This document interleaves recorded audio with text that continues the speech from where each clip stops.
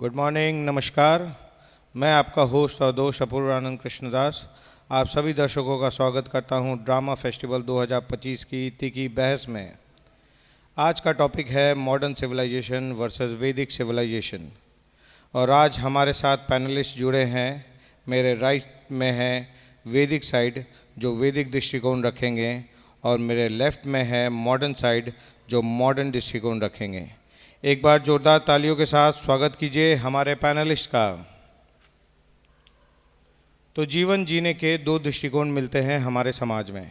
एक तरफ है वैदिक दृष्टिकोण वैदिक समाज का जो ये दावा करता है कि एक बेहतर समाज की कल्पना की जा सकती है अगर हम वैदिक सिद्धांतों को लेकर चलेंगे।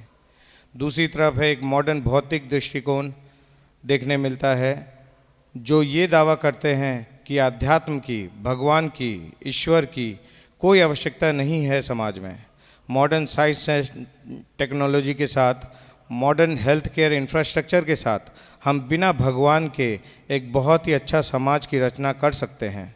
तो आज यही विषय रहेगा हमारी डिबेट का। तो शुरू करते हैं आज की डिबेट जोरदार तालियों के साथ। तो मैं पहले अवसर देना चाहूँगा मॉडर्न साइड के सत्यम जी को। आप मॉडर्न साइड को रिप्रेजेंट कर रहे हैं और आप लोगों का मानना है चिकित्सा के क्षेत्र में बहुत अच्छा योगदान रहा है मॉडर्न साइंस का। इसमें आपका क्या विचार है Satyam ji? Over to you. पहले तो मैं धन्यवाद देना चाहूँगा अपूर्व जी का।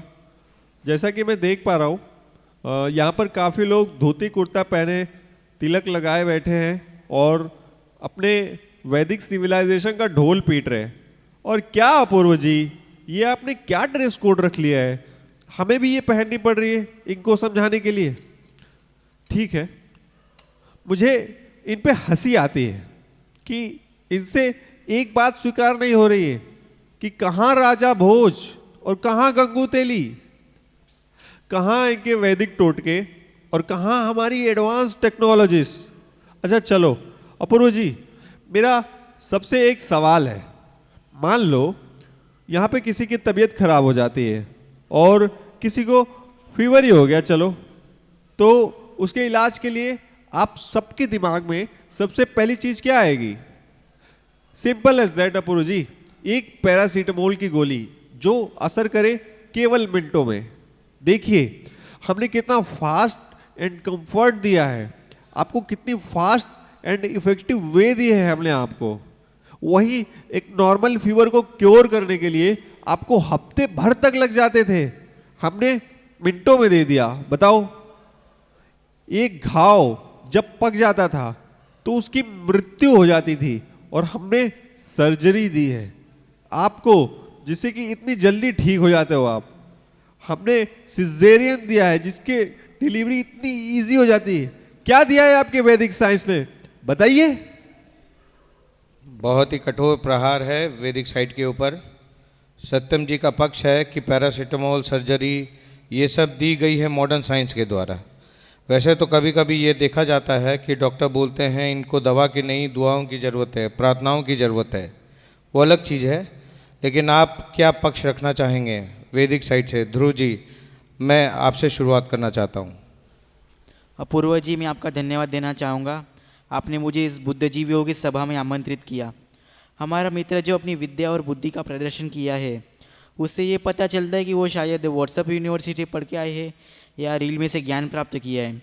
क्योंकि अगर इन्होंने बोनाफाइड सोर्स से ज्ञान प्राप्त किया होता तो ये अपनी बचकानी हरकतें ना दिखाते। आपको कोई किसी को पता है वो is the father of medical science? बताइए, है किसके पास जवाब? चरक, महर्षि चरक, जिन्होंने चरक संहिता लिखी और उसमें इतनी सारी मेथड दिया है कि आप पढ़ेंगे तो आपको लगेगा कि क्या रिक्वायरमेंट है इस मॉडर्न साइंस की। उसमें पेनलेस ट्रीटमेंट के बारे में बताया गया है। जो और द इन्वेंटर ऑफ वैदिक सर्जरी सुश्रुत, महर्षि सुश्रुत, उन्होंने एनेस्थेशिया का डेवलप किया था, तब जाके सर्जरी पॉसिबल हुई है। ये ना चरक संहिता को जानते हैं ना सुश्रुत संहिता को, ना महर्षि चरक को ना महर्षि सुश्रुत को, पर शुतुरमुख की तरह अपना सर धरती में धंसा के बैठे हैं। और यहाँ पर बीन बजा रहे हैं मॉडर्न साइंस का। शर्म आनी चाहिए ऐसे लोगों को। तो बहुत ही कड़ी प्रतिक्रिया आती है वैदिक साइड से। शुश्रत चरक का नाम लिया जाता है। आपके जितने तर्क थे वो विफल होते दिखाई दे रहे हैं, क्या कहना है सत्यम जी? अपूर्व जी, इन्होंने अपना एक दो गुणों का बखान ढोल पीट लिया, पर मैं इनसे पूछना चाहूँगा कि एक्सरे और सीटी स्कैन जैसी टेक्नोलॉजी आपको किसने दी है? हमने दी। क्या आपके आयुर्वेद में नाड़ी पकड़कर क्या इसका इलाज या नहीं था? और होगा भी कैसे? लोटा पकड़कर जंगलों में घूमना ही आता था आप लोगों को? देखिए, एक्सरे सीटी स्कैन को तो नहीं नकार सकते आप। क्यों ध्रुव जी? अपूर्व जी, इनको लोटे से दिक्कत है। जो काम 1 लीटर पानी से हो सकता है तो उसके लिए टॉयलेट में नदियाँ बहाने की क्या ज़रूरत है? और सीटी स्कैन और एक्सरे की बात ना ही करे तो अच्छा है। अगर मैं आपको इनके साइड इफ़ेक्ट गिनवाना शुरू करूँ तो ज़िंदगी में कोई दूसरी बार सीटी स्कैन और एक्सरे नहीं करवाएगा। वहीं पर हमारे वैदिक इंस्टीट्यूट वर्ल्ड वाइड लोगों का विदाउट साइड इफ़ेक्ट ट्रीटमेंट दे रहे हैं। WHO का रिपोर्ट है 70 to 80% लोग वर्ल्ड वाइड आज वैदिक सिविलाइजेशन और आयुर्वेदिक के तरफ इंक्लाइंड हो रहे हैं। और कितने ही नाम गिना सकता हूँ, सेलिब्रिटीज़ के नाम गिनाऊंगा। यूरिया रोबोट, उस जैकमैन, अक्षय कुमार। अरे, क्रॉनिक डिसीज़ को क्योर करने के लिए आयुर्वेदिक इंस्टीट्यूट के अप्रोच करते हैं and they are totally satisfied with that. और ये लोग को कितना पता है, क्या पता है इन लोगों को? और इनको फुर्सत ही नहीं है मॉडर्न सिविलाइजेशन के जूते पॉलिश करने से। ये तो इनके यही आता है। क्या करते हैं ये लोग? देखिए सत्यम जी, आपके जितने भी प्रश्न थे उसका बहुत सही से उत्तर दिया है ध्रुव जी ने। और कोई तर्क है आपके पास? एक दो एग्जाम्पल का ढोल क्यों पीट रहे हो बार बार आप मुझे ये बताइए कि कोरोना काल में आप कहाँ छुप गए थे और कहाँ मुंह दबक लिया था? हमारी मॉडर्न सिविलाइजेशन थी कि इतनी जल्दी वैक्सीन बनाई और घर घर तक पहुंचाई हमने वैक्सीन। कहाँ थी आपकी आयुर्वेद तब? और आयुर्वेद आपका इतना ही एडवांस था तो क्यों नहीं बनाई ट्यूबरक्लोसिस और पोलियो की वैक्सीन? क्यों नहीं बनाई उस टाइम पे? वो हमने बनाई। क्या जवाब है इसका आपके पास? है, बोलो। हाँ, वैक्सीन ध्रुव जी, ये तो आप नकार नहीं सकते। 100 करोड़ से ज़्यादा वैक्सीन सिर्फ इंडिया ने बनाई थी। आपका क्या बोलना है ध्रुव जी? ये बात सब मानते हैं कि नहीं? Prevention is better than cure, मानते हैं कि नहीं? और ये सो कॉल्ड कोरोना वायरस को क्योर रिप्रेजेंट कर रहे हैं ये लोग। उससे पहले आयुर्वेदिक कोरोनिल मेडिसिन ऑलरेडी आ चुकी है। और अगर इसके कोई साइड इफ़ेक्ट होते तो लोग इसे खरीदते ही क्यों? इम्यूनिटी बूस्ट कर रहे हैं लोग ये वैक्सीन। और बस अभी अपनी बात को पूरा करता हूँ। कोविड में ये मेडिकल साइंस के ठेकेदारों ने हर तरह से अपनी जेब को भरा है। इनको लालच का नंगा नाच देखा है हम लोगों ने। और वही मैं इनसे पूछना चाहता हूँ, ग्रीड, उसकी वजह से इतना करप्शन फैला हुआ है। कोई है ग्रीडोसिन नाम की दवाई आपके पास जिससे ग्रीड को कम किया जा सके? और हमारे शास्त्रों में बताया गया है कि कैसे अपनी मन और बुद्धि को कंट्रोल कर सकते हैं। बताइए, इसका कुछ मॉडर्न साइंस के पास है कुछ इसका इलाज? बताइए। तो बहुत अच्छा पक्ष रखा है ध्रुव जी ने। जब चिकित्सा क्षेत्र की बात आती है तो हम देखते हैं कि वैदिक सिविलाइजेशन में भी महान महान नाम हैं, जैसे कि चरक और शुश्रत। आज भी royal Australian college of surgeons Melbourne Australia में ऋषि शुश्रत का स्टैचू बना हुआ है। हम भारतीयों को अपने ऋषि परंपरा पर भरोसा नहीं है, लेकिन ऑस्ट्रेलियंस को है। अब मैं डिबेट को आगे बढ़ाते हुए जाना चाहूँगा आकाश जी के पास। आकाश जी, जब सोशल स्ट्रक्चर, सामाजिक संरचना की बात आती है तो मॉडर्न और वैदिक साइड का अपना अपना पक्ष है, तो क्या कहना चाहेंगे आकाश जी? बहुत बहुत धन्यवाद अपूर्वा जी। पर मैं ये बताना चाहूँगा, जो इतनी देर से छाती पीट पीट कर जो वैदिक सिविलाइजेशन का व्याख्यान कर रहे थे, चलो आईना दिखाता हूँ आपको। आप लोगों को पता होगा, एक बुद्धिजीवी रहे हमारे कार्ल मार्क्स के नाम के। उन्होंने कहा है कि धर्म कुछ नहीं है, एक नशा है, और ये नशा नहीं है तो क्या है, जिसने आदमी को आदमी से बांट दिया। आज मैं आपको दो फैक्ट दूंगा। आपके समय में स्त्री की क्या हालत थी, आप उन्हें पढ़ने तक नहीं दे रहे थे। जैसे गांव में जानवर को एक जगह बांध दिया जाता था, उसी तरह आपने स्त्रियों को सिर्फ चूल्हा चौका, अपने बच्चों को पढ़ाने, बच्चों को संभालने, इसके अलावा कुछ नहीं कराया। ये है आपकी वैदिक सिविलाइजेशन। और 1900 में 0.6% लिटरेसी रेट था, और आज के टाइम में modern civilisation more than 30% womens are educated. है कोई आपके पास इसका आंसर? अरे ये तो छोड़िए, इंदिरा, कल्पना चावला, पीटी उषा, लता मंगेशकर, आपके टाइम में एक एक स्त्री जिसने कुछ बड़ा किया हो, जिसने समाज को लाइट दिया हो, एक स्त्री का नाम नहीं बता पाएंगे आप। आखिर आपके बोगस सिविलाइजेशन का क्या काम है? आपका सिविलाइजेशन क्या है? जैसे सरकारी दफ्तर में एप्लीकेशन लिखकर जाते हैं, घूमती रह जाएगी, पर उसका कोई परिणाम नहीं निकलेगा। तो यहाँ पे आकाश जी ने प्रहार किया है वैदिक सिविलाइजेशन के ऊपर और महिला शोषण का मुद्दा उठाया है।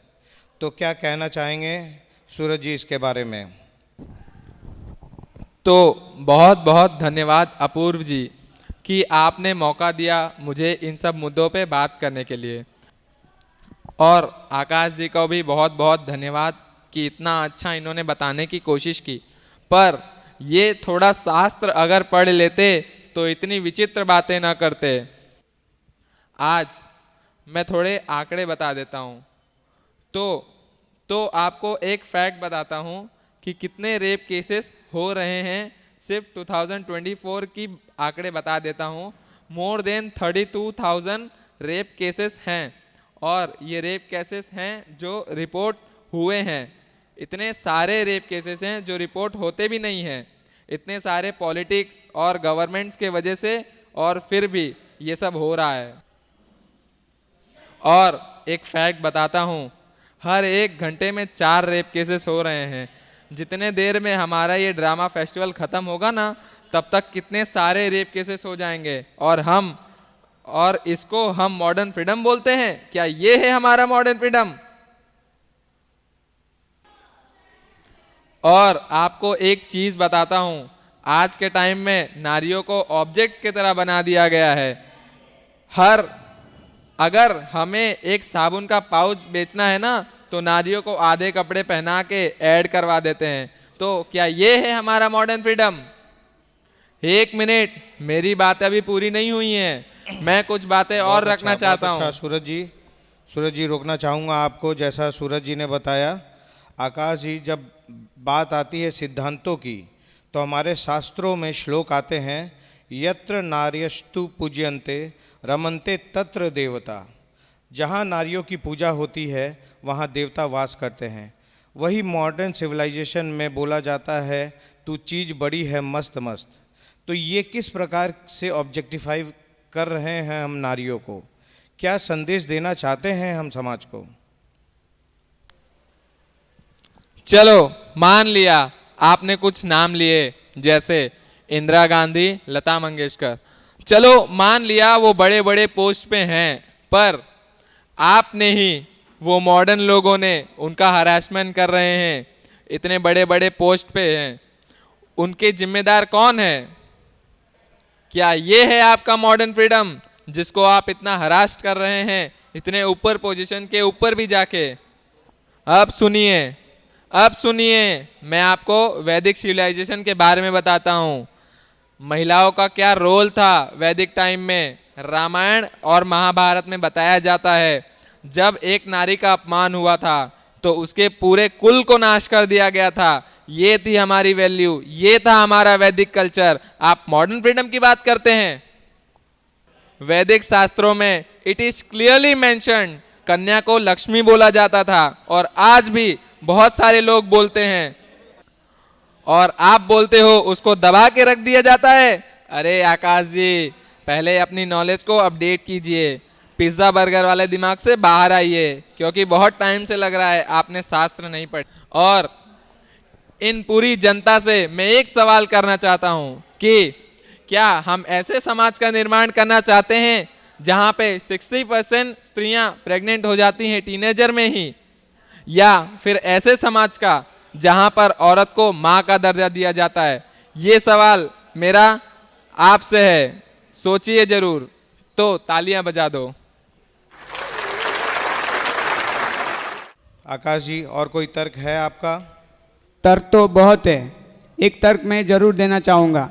क्या समाज में जाति विभाग में बांटना, क्या वो आप जैसे ब्राह्मणों ने ही उसे किताबों में लिख लिख कर ऐसे सोसाइटी के अंदर उसे पाला गया है? क्या ये आपकी किताबों में मनुस्मृति चीख चीख कर ये नहीं बता रही है? आपको जवाब देना पड़ेगा। शूद्र जैसे वर्ड का आपने इन्वेंशन किया।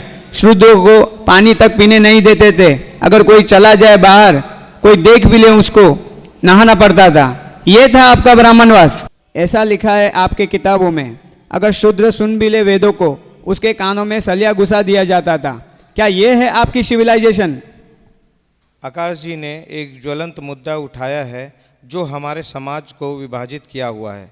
तो ऐसा कुछ है सूरज जी हमारे शास्त्रों में? जी बिल्कुल जी, इस मुद्दे पे बात करना चाहूँगा। आकाश जी ने बहुत अच्छा मुद्दा उठाया है, तो मैं भगवत गीता के एक श्लोक से स्टार्ट करना चाहूँगा। चतुर्वर्ण्य मया सृष्टम गुणा कर्म विभाग। अच्छा,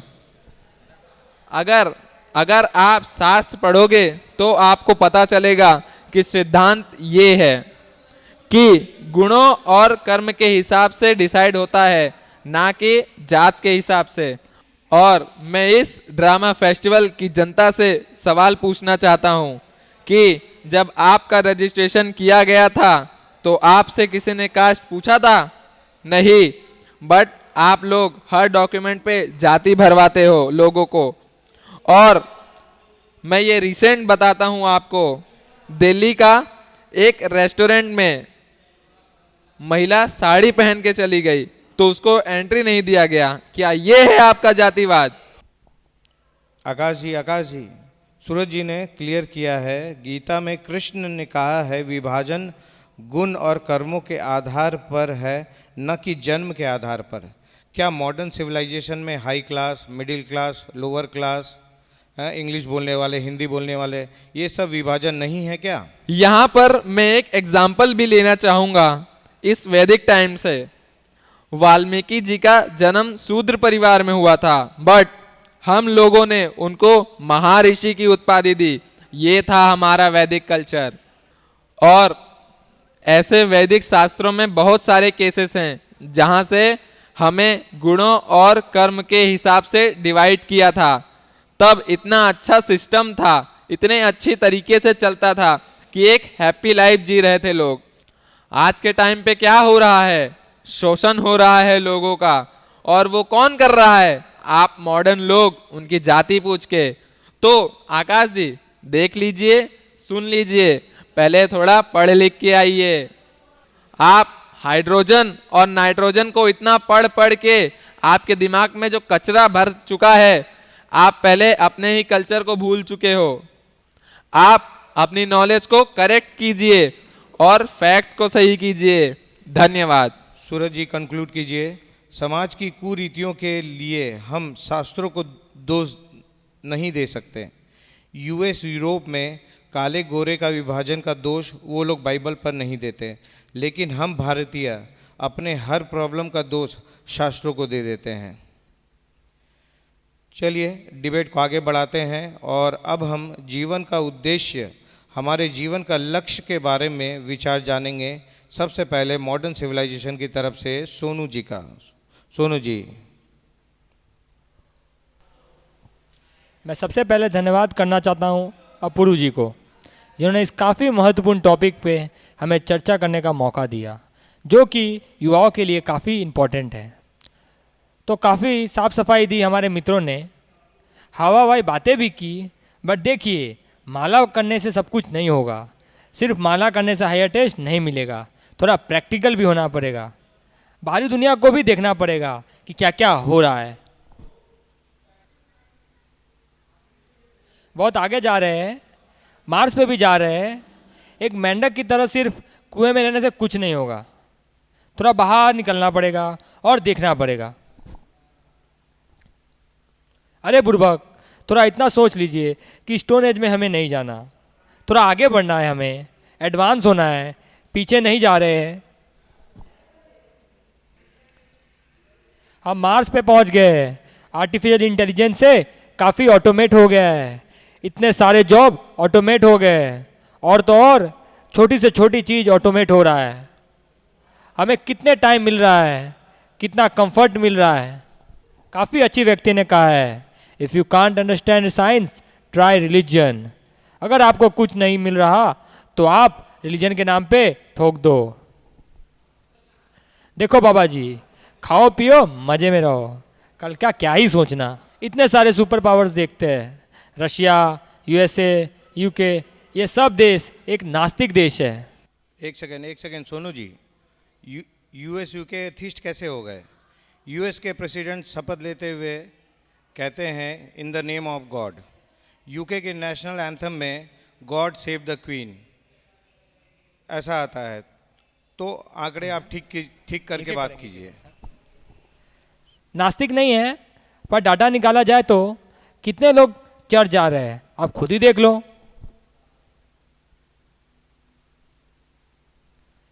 जितने भी बिलियनर हुए हैं, कितना कुछ दिया है उन्होंने, पर सब कुछ देते हुए भी और यूज़ करते हुए भी हम उनको क्रेडिट नहीं दे रहे हैं। पीछे पीछे आप जा रहे हो कि हमने ये दिया है, वो दिया है, पर आप देखो आज ड्रामा फेस्टिवल में कि क्या यूज़ हो रहा है। लाइट यूज़ हो रहा है, ना कि मशाल यूज़ हो रहा है।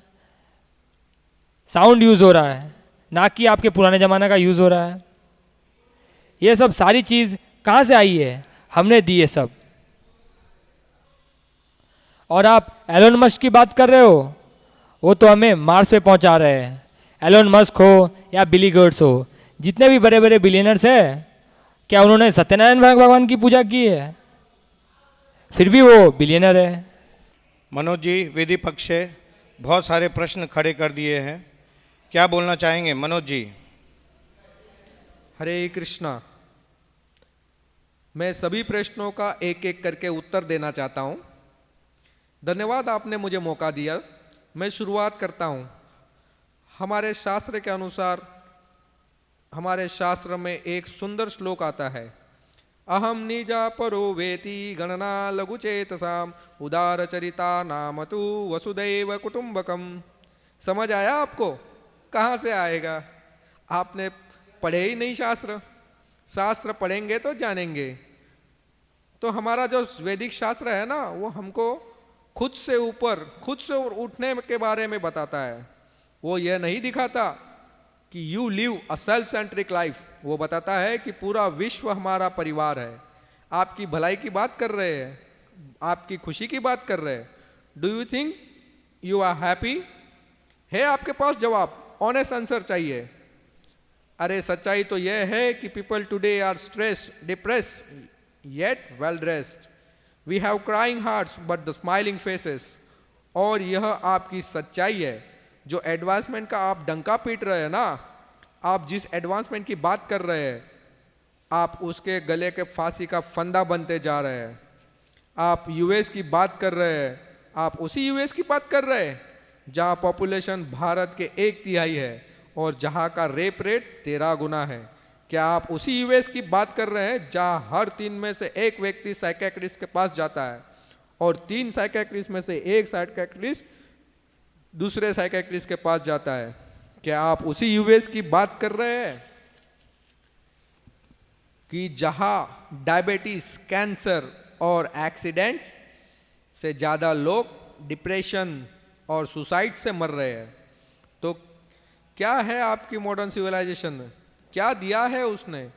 उसने दिया है rape, crime, suicide, mental illness, loneliness, बस यही दिया है।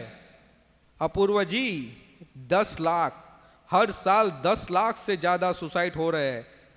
किसकी देन है? वैदिक सिविलाइजेशन की। शास्त्र पढ़िए, शास्त्र में के अंदर कोई एक नाम गिना दीजिए कि व्यक्ति ने सुसाइड किया हो, या किसी व्यक्ति का नाम बता दीजिए जो बेरोजगार हो या भीख मांगता हो। अरे बिलियनियर्स के नाम गिनवा रहे थे ना आप सर्च कीजिए अपने गूगल पे, list of billionaires and millionaires who have committed suicide, आपको पता चलेगा और आप चौंक जाएंगे। और बात कर रहे हैं, सभी लोग एथिस्ट नहीं होते। बहुत सारे लोग जो बिलियनियर है वो भगवान में बिलीव करते हैं। एशिया के रिचेस्ट पर्सन मुकेश अंबानी, उनके घर में मंदिर है और वो पूजा भी करते हैं। आधी अधूरी बातें मत कीजिए, अर्थ को घुटाइए मत। शास्त्र के अंदर कोई एग्जाम्पल नहीं है, आपकी तो फिलॉसफी है, मस्त राम मस्ती में आग लगे बस्ती में। काफ़ी वकान कर दिया हमारे मित्रों ने, काफ़ी पुरानी पुरानी बातों को लेकर आए। चलो एक बार मान लिया कि आपका वैदिक बहुत सो कॉल्ड एडवांस और मॉडर्न था। कहाँ गया आपका वैदिक कल्चर? आज की डेट में कहाँ गया आपका राम राज्य? कहाँ गया आपका पुष्प विमान? और कहाँ गया आपका वैदिक आर्कियोलॉजी? अगर एजुकेशन ठीक रहता तो गुरुकुल क्यों नहीं दिख रहा? और इतना ही अच्छा था तो मॉडर्न एजुकेशन में क्यों नहीं पढ़ाते आप लोग? देखिए अपूर्व जी, हमारी जो डिबेट थी उसका टॉपिक था वैदिक सिविलाइजेशन वर्सेस मॉडर्न सिविलाइजेशन। इन्होंने तो मान लिया मॉडर्न सिविलाइजेशन बेकार है और वैदिक सिविलाइजेशन बढ़िया है। डिबेट यहाँ पे खत्म हो गया। अभी एक प्रश्न आता है, वैदिक सिविलाइजेशन कहाँ गया? कहीं नहीं गया, यही है, बस आपने मॉडर्न सिविलाइजेशन का चश्मा पहना है, इसीलिए आपको वो नजर नहीं आ रहा। वही वैदिक प्रोसेस चली आ रही है, बस उसका नाम बदल दिया जाता है। फॉर एग्जाम्पल, भारत में पहले दंत मंजन किया जाता था, नीम का दातुन किया जाता था, फिर उसके बाद बोलने लगे अरे नहीं नहीं, दंत मंजन करने से हमें क्या फ़ायदा, वो तो बेकार है, हम तो उसे नहीं करेंगे। फिर हम आविष्कार किया, फिर हम कोलगेट लेके आए, फिर कोलगेट हमने 30-40 साल तक यूज़ किया। फिर कोलगेट यूज़ करने के बाद हमें समझ में आया कि उसके अंदर जो फ्लोराइड है वो बच्चों की दांतों को खा रहा है और ख़राब कर रहा है। फिर हमने उसमें नमक डलवा दिया, फिर अभी तो हल्दी भी डाल दिया, पता नहीं और भी और क्या डालेंगे। तो बात वही घुमा फिरा के आ रही है। वैदिक सिविलाइजेशन में नेचुरल फार्मिंग होती थी, फिर हमने कहा कि हमें तो नेचुरल फार्मिंग से क्या फ़ायदा, हम तो ग्रीन रिवॉल्यूशन करेंगे। फिर हमने फार्मर्स को फोर्स किया, आप फर्टिलाइजर्स यूज़ करिए। तो 40 साल तक हमको पता नहीं चला, उसके बाद हमें उसका खामियाजा भुगतना पड़ा। तो फिर यहाँ पर भी उन्होंने वैदिक सिविलाइजेशन को एक्सेप्ट नहीं किया और नया नाम दिया ऑर्गेनिक फार्मिंग। अरे गोबर बोलने में शर्म आती है आपको? वही गोबर को यूज़ कर रहे हो और उसी को बोलने में शर्म आती है, तो वही सेम चीज़ यूज़ कर रहे हो और अलग अलग नाम से, बस क्रेडिट नहीं देना चाहते।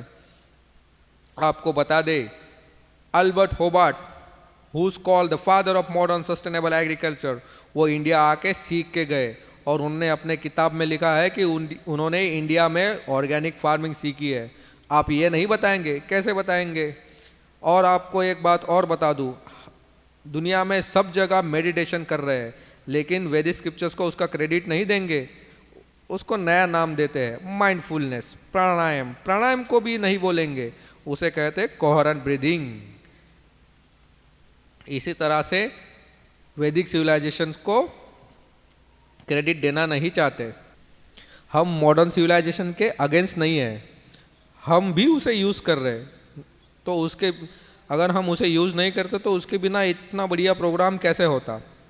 तो हम आपको सिखा रहे हैं मॉडर्न सिविलाइजेशन को कैसे यूज़ करें, उसका कैसा यूज़ होना चाहिए, हम वो यूज़ करते हैं। हम वैदिक सिविलाइजेशन में सारग्राही है, हम हर चीज़ का सार ग्रहण करते हैं। Thank you. हरे कृष्णा।